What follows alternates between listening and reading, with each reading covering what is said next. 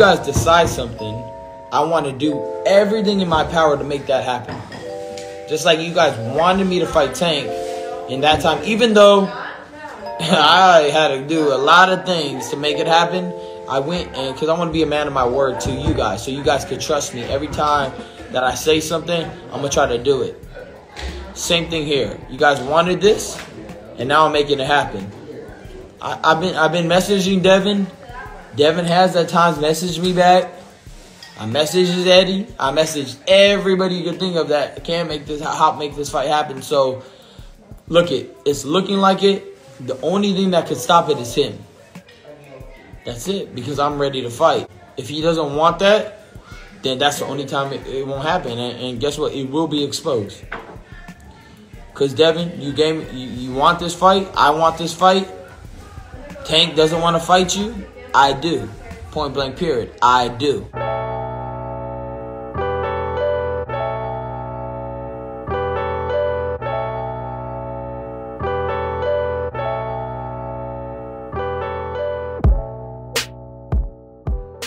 Dontaesboxingnation, what's going on, guys? The most dangerous weapon in the world is what? A microphone and a camera. As people continue to prove every day in the sport of boxing. That clip I just played for you guys, where Ryan Garcia, he was saying if this fight doesn't happen, it'll be because of Devin Haney and it will be exposed. So there's no confusion. This is not something he just recently said. That's actually what he said before he announced that he was going to be fighting Rolando Romero instead of Devin Haney. But you know, when Ryan said all of this, he was right about something.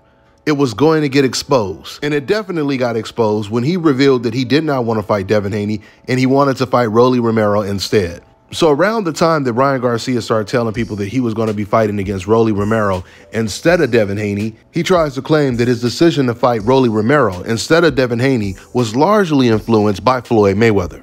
Ryan, he comes out and he says in an interview, I'm not going to lie, Floyd's pretty influential. He's like, why would you do that? Why don't you fight Rolly for the belt and then fight Haney? That makes sense. But I told people already I'm going to fight Devin. And Floyd says some things change. I'm paraphrasing, but I made the quick decision. And then that's when I said, all right, Floyd, that makes sense. Guys, this decision had nothing to do with Floyd Mayweather. Ryan Garcia had already made up his mind right after he beat Oscar Duarte. He said it right in a post-fight interview. He said he wants to fight Rolando Romero next. Everything he's claiming Floyd Mayweather instructed him to do is exactly what he said he was going to do in that post-fight interview right after the Duarte fight. They asked him who he wanted to fight next. He said he wanted to fight Rolly. He wanted to get that belt. He said then after that, he'll fight Devin Haney. Now keep in mind, this was against what his own promoter Oscar De La Hoya had already said he wanted Ryan Garcia to do after the Oscar Duarte fight.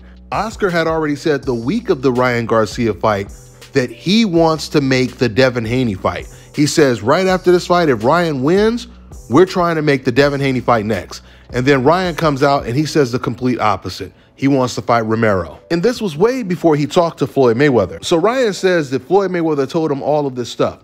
The one thing he didn't say is Floyd Mayweather told him Devin Haney will be a hard fight to win. It'll be a tough fight. Ryan messaged me like, I don't know, a month ago and said, I want to fight Devin Haney. I just want you to know I'm taking that fight. And I was over the moon. And then obviously he's with Floyd and these kind of people that said, listen, Devin Haney's a fucking tough fight. You should fight Rolly. Which, that's definitely the right thing to do, by the way, unless you really believe in yourself and you're chasing legacy against the best. Now just think about this for a second. When Floyd Mayweather says to Ryan Garcia, why would you do that? Why would you fight Devin Haney first? Why wouldn't you go after Rolando Romero, get that belt, and then fight Devin Haney? That makes more sense. This is what Ryan Garcia is saying that Floyd told him. So the question is, how come Ryan Garcia didn't tell us why Floyd Mayweather felt it made more sense to fight Romero first and then fight Devin Haney when both of them have belts? It's because Floyd Mayweather was telling him that's a difficult fight. That's a much harder fight to win. Why wouldn't you take the easier fight first, get a belt, and then fight Devin, or then even talk about fighting Devin? Not to mention, Rolando Romero came out and he said the plan was never to fight Ryan Garcia. It was always to fight Isaac Pitbull Cruz. He was using Ryan Garcia's name for leverage. You see, Ryan Garcia doesn't realize Fans will respect you more if you just tell the truth, if you're completely honest, as opposed to trying to lie and constantly make excuses, because once you tell one lie, then you have to keep telling more lies to cover up the original lie, which is exactly what Ryan Garcia is being forced to do right now, just like he's doing with making all the excuses now for why he lost to Gervonta Tank Davis. This is the reason why Teofimo Lopez, he got booed by the crowd when he started making excuses why he lost to Kambosos in his post-fight interview. And that was pretty much his backyard compared to Kambosos being from Australia. Not just boxing fans, but people in general will respect you more if you're honest as opposed to being known as a liar. I mean, just think about it. Everyone has met that one person who just lies about everything, and you don't take that person serious, right? Honesty goes a long way, for better or worse. And this is something that people like Ryan Garcia and Teofimo Lopez may never understand. Another perfect example of Ryan Garcia digging a deeper hole for himself is now in a recent interview. He comes out, he says that he knew he was going to lose to Gervonta Tank Davis before the fight. When he was in the dressing room, he had already knew he was going to lose. How was it fighting Gervonta Davis? What was he like? And for the first time ever in the back room, I said to myself, I'm losing this fight. Oh, you said you knew? Mm-hmm. I knew right in the back room. I said, nothing's going right. I'm so weak. None of my punches are coming off sharp. I'm going to lose this fight. I just said, how I'm going to lose this fight. This is going to be crazy. Who'd you say that to? Just myself. Yourself? Got him. How am I going to lose it? Okay. All right. Trust you, God. So I'll tell you a story about this. So Justin Bieber and Bad Bunny are supposed to walk me out. Both of them fall out. I'm like, God, why are they? What is going on? God says, because I want you to walk out with me. And only me. I said, what do you mean by that? I opened up TikTok, comes out the song Oceans. I said, I know exactly. Okay, I'm coming out to that song. I made that decision within the fight week. That wasn't something I pre-planned. I said, okay, God, I hear you. I tell them to play what part and all that. Boom, boom. I break it down. I hit the numbers. Boom, boom, boom. They got it all on set. And I say to myself, God, I trust you. That's what the song's about. Trust you without borders, you know. Take me to deep waters, and I'm going to trust you. I knew I was going to lose, but it's okay. I'm going to trust you, and I'm going to give it my all right now. So he says he knew he was going to lose, and at the same time, he trusted God, and God was telling him to walk alone. God had a plan. Apparently, God was telling him he was going to lose to Gervonta. And I guess God told Ryan, just tell people that you were weak. Just tell people that your punches wasn't coming off strong or sharp. Just trust me, Ryan. It'll work. Guys, just think about this. If Ryan Garcia knew he was going to lose to Gervonta Tank Davis, that means deep down he feels he's going to lose to Devin Haney. Because after all, he's always said that Gervonta Tank Davis would be an easier fight than a Devin Haney fight. Before Ryan was being forced to fight Devin, he's admitted on multiple occasions that Devin Haney would be his most difficult fight. So that means there's a very good chance that God is going to be telling him he's going to lose this fight as well when he's walking to the ring. And if he does lose, we'll see what excuse God gives him this time. Apparently, this is the sore loser's code because ironically enough, Manny Pacquiao said almost exactly word for word the same thing Ryan Garcia said when Manny lost to Floyd Mayweather. Pacquiao, he would say after the fight, he knew he was going to lose to Floyd Mayweather. Why? Because he had a dream that he had lost to Floyd Mayweather. He literally said God told him he was going to lose that fight. Well, God and Manny Pacquiao weren't the only ones that knew that Manny was going to lose to Floyd. Even Manny Pacquiao's own trainer, Freddie Roach, as soon as the fight was announced, the first interview he did talking about the fight, he said this is going to be a very difficult fight to win because Floyd Mayweather, he makes very little mistakes. I'm telling you right now, Freddie Roach, he knew all along Manny Pacquiao was not going to beat Floyd Mayweather. He was just going to prepare Manny Pacquiao to do the best he could. So going back to Ryan Garcia, if you notice, Ryan Garcia is always trying to overcompensate.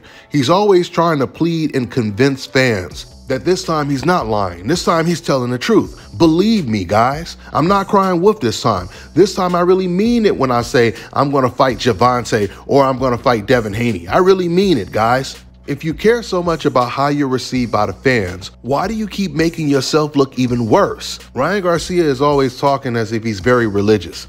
But if you're religious, then you should know more than anyone to humble yourself. I mean, you should know better than anybody that God don't like ugly. So when you lose, give that man his flowers. Be humble in defeat. Say the best man won. Don't come off as the villain, because all you do is come off as extremely disingenuous and untrustworthy. I'm going to wrap this video up by asking this question. Let's just say Gervonta, he did exactly what Errol Spence did after he beat Yordenis Ugas. Let's say right after Gervonta's very last fight, he says, I want Devin Haney. That's the only fight I want is Devin Haney. So Devin Haney, he comes out, he says, let's do it. Let's make the fight happen, right? Devin Haney, he's doing interviews and he's saying that he's fighting Davis next. All of a sudden, he has a conversation with Floyd Mayweather, and Floyd Mayweather says, man, why are you going to do that? Why don't you fight Rolly Romero for his belt first and then fight Gervonta Tank Davis? I want you guys to be very, very honest. If Devin Haney has a guaranteed shot at getting the Gervonta Tank Davis fight or fight Rolly Romero because Floyd Mayweather said he should fight Rolly Romero, what would Devin Haney do? We know exactly what Devin Haney would do. We know what time it is. With that being said, I'm going to wrap this video up. That's all I got for now, guys. I'm on to the next one.